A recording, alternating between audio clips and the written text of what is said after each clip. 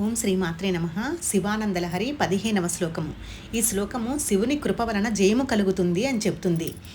ఉపేక్షా no చేత్ కిం న హరసి భవధ్యాన విముఖాం దురాశా భూయిష్టాం విధిలిపిమశక్తో యది భవాన్ శిరస్తాద్వైధాత్రం నన ఖలు సువృత్తం పశుపతే కథం వా నిర్యత్నం కరనఖముఖేనైవ లుళితం. ఓ భూతనాథ, నన్ను రక్షించడంలో నీకు ఉపేక్ష ఉన్నదేమో. అలా కానిచో నీ ధ్యాన విముఖుడనై దుష్టతలంపులతో నిండియున్న నా లలాటములో ఉన్న బ్రహ్మరాతను తుడిచివెయ్యి. నీవు అందుకు అశక్తుడవని అందువా?